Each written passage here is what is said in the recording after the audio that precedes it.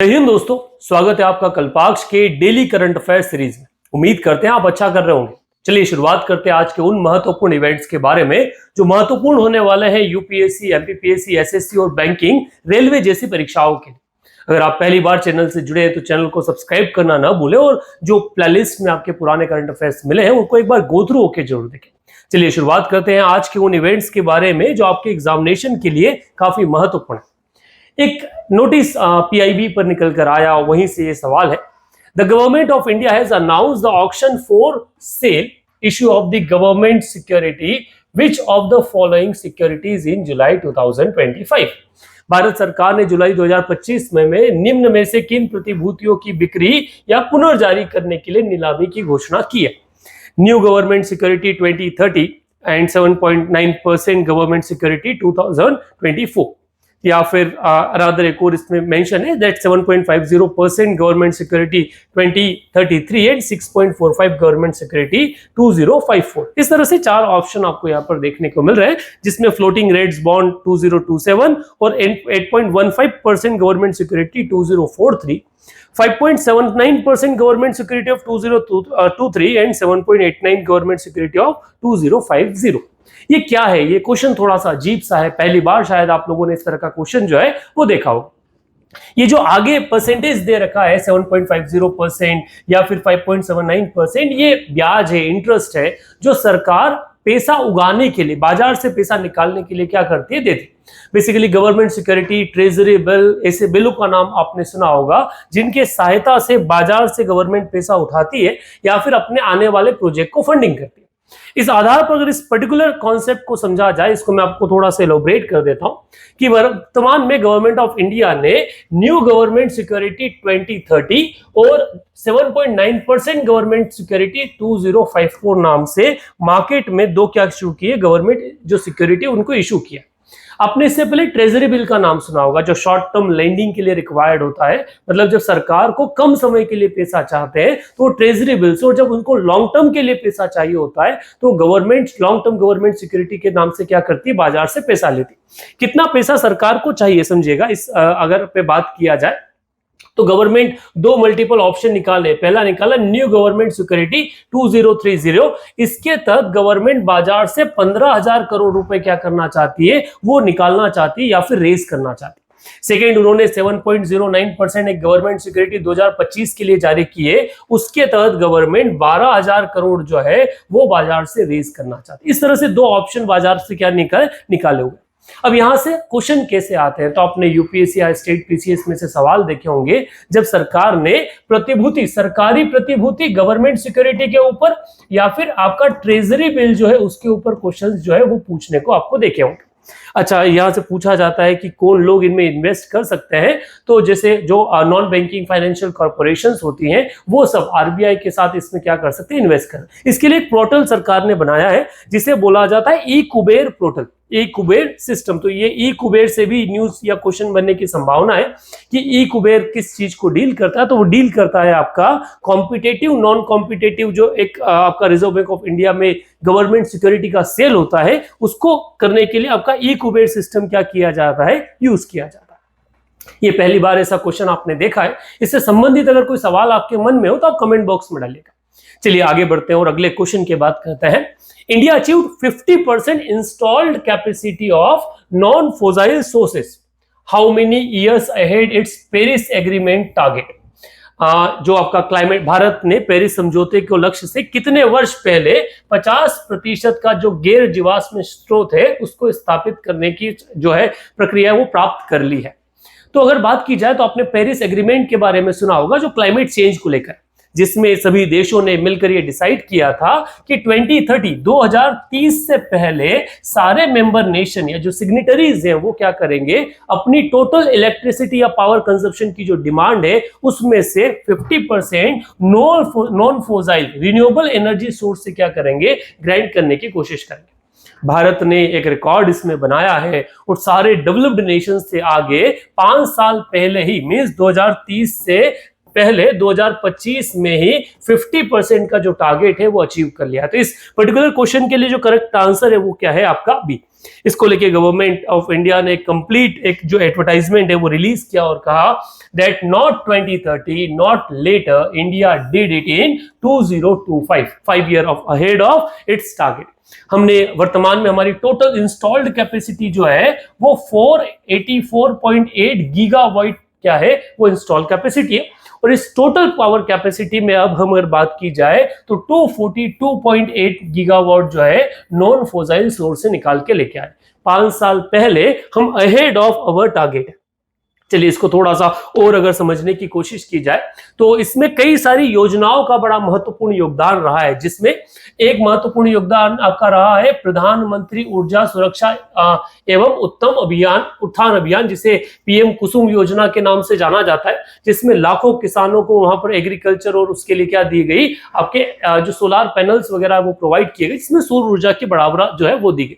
इसके अलावा पीएम कुसुम, पीएम सूर्य घर योजना, मुफ्त बिजली योजना, solar park development, national wind solar hybrid policy, ये वो सारे प्रोसेस है जिसके थ्रू भारत सरकार 5 साल पहले अपने लक्ष्य को पूरा करने में क्या रही है, सक्सेसफुल रही है। और हम कई सारे G20 नेशन से इस लक्ष्य को पूरा करने में आगे। अगर इसको थोड़ा सा ब्रॉडली आपके एग्जाम फैक्ट से समझा जाए तो भारत की 30 जून 2025 तक कुल इंस्टॉल्ड कैपेसिटी के बारे में बात की जाए तो वो आपकी है 484.82 गीगावाट। इसमें से आपका थर्मल पावर से जनरेट हो रहा है 242.4 गीगावाट, न्यूक्लियर से जनरेट हो रहा है आपका 8.84 गीगावाट, और रिन्यूएबल एनर्जी जिसमें लार्ज हाइड्रो पावर्स भी है, सोलर प्लांट वगैरह सभी उसमें शामिल है, वहां से जनरेट हो रहा है 234 गीगावाट जो है वो पावर। इस आधार पर इन दोनों को अगर आप एड ऑन करेंगे तो आप क्या करते हैं 50% प्लस क्या कर देते हैं, क्रॉस कर देते हैं टोटल इंस्टॉल्ड कैपेसिटी में, वो भी आपके पावर जनरेशन। तो आप क्या सोचते हैं इस भारत के अचीवमेंट को लेकर, आप कमेंट बॉक्स में लिखिएगा कि गवर्नमेंट की पॉलिसी रिन्यूएबल एनर्जी को लेकर क्या है। और इससे संबंधित भारत ने एक ऑर्गेनाइजेशन की शुरुआत की जिसे कहा जाता है इंटरनेशनल सोलर अलायंस, ठीक है, जिसकी शुरुआत भारत से हुई। भारत के साथ एक और देश इसमें शामिल हुआ, उसका नाम क्या है कमेंट बॉक्स में जरूर लिखिएगा। चलिए आगे बढ़ते हैं अगले क्वेश्चन की तरफ। The third question, the first section of 21 kilometre undersea tunnel of Mumbai Ahmedabad bullet train project recently been opened between which two location in Maharashtra. Mumbai Ahmedabad bullet train परियोजना की 21 किलोमीटर अंडर सी सुरंग जो है उसका पहला खंड महाराष्ट्र के कौन से दो स्थानों के बीच में खोला गया है? तो उनको खोला गया है आपका घांसोली और सिलफाटा नाम का जो एरिया है वहां से। बेसिकली ये जो बुलेट ट्रेन एक एम्बिशियस प्रोजेक्ट भारत का है और उसका जो फर्स्ट फेज है या पहला अगर अंडर सी वाला जो टनल है उस टनल का एक हिस्सा है वो बन के डेवलप हो गया और उसे ओपन कर दिया गया है वर्तमान में, जो घांसोली और सिलपट्टा महाराष्ट्र में है। इससे संबंधित 2-3 चीजें और जो क्वेश्चन बन सकता है, जैसे ये next generation E10 Shinkansen train जो है वो पावर करने वाली है मुंबई अहमदाबाद बुलेट ट्रेन को, जो इंडिया जापान पार्टनरशिप के साथ क्या हो रहा है, डेवलप्ड हो रहा है। तो ये क्वेश्चन ये आने वाले समय में ये टेक्नोलॉजी जो है सिंकेशन, ये टेक्नोलॉजी भी आपका एग्जामिनेशन में महत्वपूर्ण योगदान निभाने वाली है। यहां से क्वेश्चन बनने की संभावनाएं प्रबल है। चलिए बिना देरी किए हुए आगे बढ़ते अगले क्वेश्चन की तरफ बात करते हैं। The north east conclave was recently organised to promote development in which of the following area. वर्तमान में नॉर्थ ईस्ट कॉन्क्लेव जो है वो आयोजित की गई, जो किस चीज में विकास को बढ़ावा देने के लिए है? स्वास्थ्य सेवा और शिक्षा, पर्यटन और निवेश, खेल और युवा मामले, कृषि और सिंचाई। इसका अगर करेक्ट आंसर देखा जाए तो ये है पर्यटन और निवेश के लिए। तो ये जो एक कॉन्क्लेव रखा गया वो कॉन्क्लेव पर्यटन और निवेश के लिए ही इसे क्या किया गया था, आयोजित किया गया था। 11 जुलाई को निर्मला सीतारमन ने क्या किया था, इस कॉन्क्लेव की शुरुआत की थी जिसका नाम दिया गया नॉर्थ ईस्ट कॉन्क्लेव 2025, जिसको सेलिब्रेट किया जा रहा था Indian institute of management IIM Shillong में, जो मेघालय में स्थित है।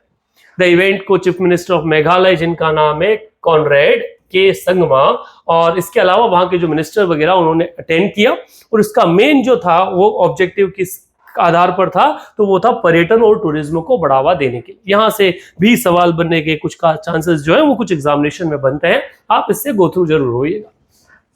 अगला question, the IMF the international monetary fund noted that India now makes faster payment than any other country which payment system was credited for this. IMF ने यह उल्लेख किया है कि भारत अब किसी भी अन्य देश की तुलना में तेज भुगतान करता है। इसके पीछे कौन सी भुगतान प्रणाली जिम्मेदार मानी गई? भारत में पेमेंट सिस्टम बड़ा फास्ट है और हम वर्ल्ड में फर्स्ट पोजीशन पे आते हैं पेमेंट, ठीक है, जो भी हम चुकाने वाले हैं। तो चलिए कौन सा पेमेंट सिस्टम हमारा है? NEFT, IMPS, RTGS और UPI। कहां किस पेमेंट सिस्टम को इसके लिए क्रेडिट किया जाता है? तो बेसिकली जब से UPI आया है भारत में पेमेंट का जो दौर है वो काफी फास्ट हो चुका और इंडिया एक 800 बिलियन के आसपास हम क्या कर चुके हैं, रेगुलर ट्रांजेक्शन्स कर रहे हैं आपके UPI के थ्रू। तो इसका करेक्ट आंसर है UPI। पर आपके लिए यहां से एक सवाल बनता है, क्योंकि वर्तमान में UPSC ने भी इस पैटर्न पर एक सवाल पूछा था कि NEFT का फुल फॉर्म क्या है और ये किस तरह के पेमेंट के लिए यूज किया जाता है? IMPS का फुल फॉर्म क्या है, ये किस तरह के पेमेंट के लिए यूज किया जाता है? RTGS का फुल फॉर्म क्या है, ये किस तरह के पेमेंट के लिए यूज किया जाता है? और UPI जो है उसका फुल फॉर्म क्या है? आप कमेंट बॉक्स में इस चीज को लेके जरूर लिखिए। सबसे पहले मैं आपको बता दूं कि जो IMF ने एक रिपोर्ट रिलीज की, जिस रिलीज में कहा कि growing retail digital payment the value of incorporability जो है उसमें भारत फर्स्ट पोजीशन पे, और जिसमें सबसे बड़ा रोल प्ले कर रहा है पेमेंट यूनिफाइड पेमेंट इंटरफेस, जिसे हम UPI कहते हैं। ये लार्जेस्ट सिस्टम, और भारत लगातार अगर ईयर बाद देखा जाए तो हमने क्या कर रहे हैं, हर 13 मिलियन का जो पेमेंट है वो हमने मई अकेले में किसके थ्रू किया है? UPI के थ्रू किया है। हम 18 बिलियन ट्रांजैक्शंस पर मंथ कर रहे हैं। ये भारत का एक रिकॉर्ड है। इतना पेमेंट किसी डेवलप्ड नेशन में नहीं होता, उन देशों में भी नहीं जो भारत को मॉक कर रहे थे डिजिटल इंडिया मिशन को लेकर, डिजिटल टेक्नोलॉजी को लेकर। तो ये एक करारा तमाचा आप लोगों ने मारा है उन डेवलप्ड नेशन के माथे पर। चलिए आगे बढ़ते हैं अगले क्वेश्चन की तरफ। India recently signed a long-term agreement with which country for the supply of DAP fertilizer? DAP Bharat के लिए एग्रीकल्चर में काफी महत्वपूर्ण योगदान प्ले करता है। सो भारत ने हाल ही में DAP उर्वरक आपूर्ति के लिए किस देश के साथ में दीर्घकालीन समझौता किया है? रूस, मोरक्को, सऊदी अरेबिया और USA, संयुक्त राष्ट्र अमेरिका। तो DAP सप्लाई के लिए भारत ने 5 साल का एक एग्रीमेंट किया है किसके साथ में? सऊदी अरब के लिए, कि 5 साल भारत को सऊदी अरब से क्या होगा, DAP का सप्लाई जो है वो मिलने वाला है। सो रिसेंटली जो मिनिस्टर, हमारे यूनियन मिनिस्टर JP नड्डा है, जो minister of health affair and welfare से बिलोंग करते हैं, साथ में ministry of chemical and fertiliser को भी संभाल रहे हैं, वो कहाँ गए थे? वो गए थे आपके सऊदी अरेबिया। वहां जाकर उन्होंने दमन और रियाद वाले जो शहर है उनको विजिट किया, वहां की केमिकल फर्टिलाइजर जो यूनिट है उनको भी विजिट किया, और साथ में उन्होंने जो एक एग्रीमेंट है वो साइन किया। उस एग्रीमेंट में कौन कौन लोग शामिल है? तो सऊदी अरेबिया का मैदेन जो है वो साथ ही में शामिल है, इंडियन पोटास लिमिटेड, कृषक भारती कोऑपरेटिव लिमिटेड क्रिप्को, और दूसरा है कोरोमंडल इंटरनेशनल लिमिटेड CIL। और इन सब ने मिलकर 5 इयर्स तक के लिए डाई अमोनियम फॉस्फेट, जिसे कहा जाता है DAP के नाम से जाना जाता है, उसके लिए क्या किया है, एक एग्रीमेंट वो साइन किया। भारत अपनी फर्टिलाइजर रिक्वायरमेंट के लिए Russia, Morocco, Saudi Arabia, China, इन देशों पर लार्जली डिपेंडेंट है, फिर भले वो यूरिया का सप्लाई हो या फिर आपके DAP का या फिर पोटास का। इससे संबंधित कई बार क्वेश्चन हमने स्टेट PCS, UPSC और जो SSC जैसी एग्जामिनेशन है वहां पर देखा है, क्योंकि एग्रीमेंट साइन हुआ है तो बैंकिंग परीक्षा के लिए भी ये पॉइंट क्या होता है, काफी महत्वपूर्ण हो जाता है। चलिए आगे बढ़ते हैं बिना देरी किए अगले क्वेश्चन की तरफ। India is participating in exercise Talisman Sabre 2025 for the which time? First time, second time, third time, fourth time.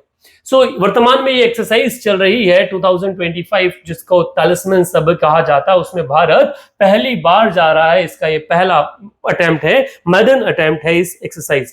इस एक्सरसाइज को समझा जाए तो ये एक्सरसाइज होने वाली है, इट इज एक्सरसाइज का 11th एडिशन होने वाला है, जिसे तालिस्मन सबरे कहा जाता है, जो ऑस्ट्रेलिया का सबसे बड़ा बायलैटरल एक्सरसाइज है। पहली बार भारत इसमें एंट्री कर रहा है। ये एक्सरसाइज 13 जुलाई से अगस्त 4, 2025 तक चलने वाला है। इस एक्सरसाइज की शुरुआत 2005 में हुई थी, जिसमें यूनाइटेड स्टेट्स ऑफ अमेरिका और ऑस्ट्रेलिया ने पार्टिसिपेट किया था। इसका मेन ऑब्जेक्टिव होता है मिलिट्री इनकॉर्पोरेबिलिटी को एक्सपांड करना।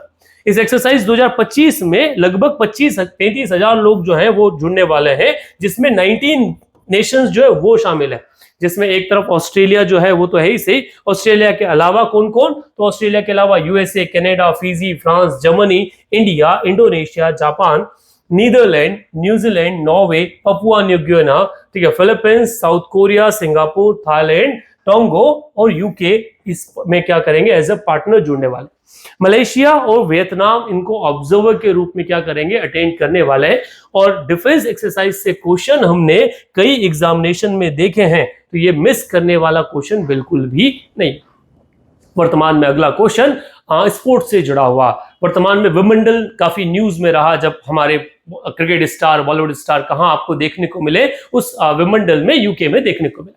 सो सवाल है, who won the men single title at Wimbledon 2025? Wimbledon पुरुष एकल खिताब किसने जीता? Charles Alcaraz, Novak Djokovic, Jannik Sinner and Rafael Nadal. तो ये अब की बार जीता है किसने? जैनिक सिनर ने। सी इज द करेक्ट ऑप्शन। अगर बात की जाए विंबलडन के बारे में, तो ये 138th addition of Wimbledon championship जो है वो खेला गया, जो वर्ल्ड का सबसे ओल्डेस्ट ग्रैंड स्लैम के रूप में जाना जाता है।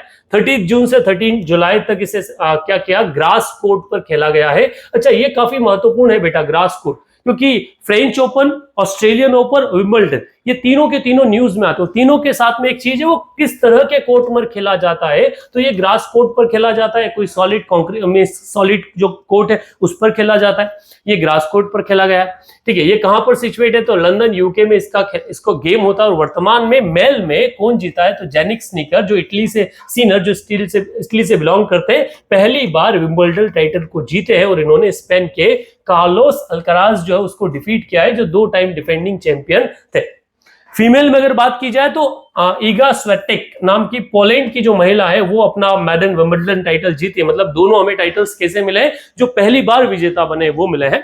और इन्होंने अमांडा एनिसीमिया को डिफीट किया है, जो यूएसए से रहने वाली है। और ये जो लड़की है, ये पहली पॉलिश प्लेयर बनी है जिसने लेडीज सिंगल टाइटल विंबलडन को क्या है जीता है। सो यहां से इस तरह के क्वेश्चन बनने की संभावना है। और क्योंकि टेनिस एक फेवरेट गेम रहा है आपकी एग्जामिनेशन में, कॉम्पिटिटिव एग्जामिनेशन में, तो अगली बार भी ये सवाल आगे वाले एग्जाम में पूछे जा सकते हैं। चलिए आगे बढ़ते हैं अगले क्वेश्चन की तरफ और इस सेशन के आखिरी क्वेश्चन की तरफ। In 2025 who was awarded the PEN Pinter prize? So PEN Pinter prize पुरस्कार किसे प्रदान किया गया है? ए अरुंधति रॉय, लेला अबोलेला, मिशेल रोजन, और एक और का नाम है चिम्बांदना एंड नगोगी एडिचले। मेरा प्रोनाउंसिएशन इसका शायद थोड़ा ठीक न रहा हो। इसमें से करेक्ट ऑप्शन जो है वो बी है, लेला अबुलेला जो है, इन्हें क्या मिला है? पेन पिंटर पुरस्कार जो है उससे सम्मानित किया गया है। सो इसके बारे में थोड़ा डिटेल जान लेते हैं कि 2025 में सुडानिस स्कॉटिश ऑथर लेला अबुलेला जिन्हें क्या दिया गया है? पेन पोएट जो पुरस्कार है उससे सम्मानित किया गया है, जिसमें पोएट, प्ले राइटर्स, एडिटर्स जो है, एसेसिस्ट और नोवेलिस्ट को शामिल किया जाता है। ये रिकॉग्निशन पाने वाली जो एक डिस्प्लेस या फिर एक माइग्रेट है जो सूडान से कहां माइग्रेट हो चुकी है, दूसरे शहर में आ चुकी है। ये अवार्ड अनाउंस किया है इंग्लिश पेन ऑर्गेनाइजेशन ने, जो वर्ल्ड का फर्स्ट नॉन गवर्नमेंट ऑर्गेनाइजेशन है, जो यूके बेस्ड है और हर बार इस तरह के अवार्ड क्या करता है? घोषित करता है। और भारत में ये अवार्ड इससे पहले एक बार मिल चुका है। तो ये सवाल आपके लिए कि किस भारतीय को इस कैटेगरी में पर्टिकुलर पेन प्रिंटर पुरस्कार से सम्मानित किया गया है। चलिए, ये तो हुआ आज के सेशन के बारे में। और बात करते हैं आज के आखिरी फेज के बारे में, that is which of the question of the day, which is the longest national highway in India? Bharat का सबसे लंबा राष्ट्रीय राजमार्ग कौन सा है? NH7, NH27, NH44 and NH48। Correct option आप कमेंट बॉक्स में जरूर लिखिएगा। चलिए, ये थे आज के वो महत्वपूर्ण करंट अफेयर जो आपके एग्जामिनेशन के लिए महत्वपूर्ण थे। सेशन आपको कैसा लगा कमेंट बॉक्स में जरूर लिखिए और इसको अपने दोस्तों तक शेयर करना ना भूलें। Thank you very much.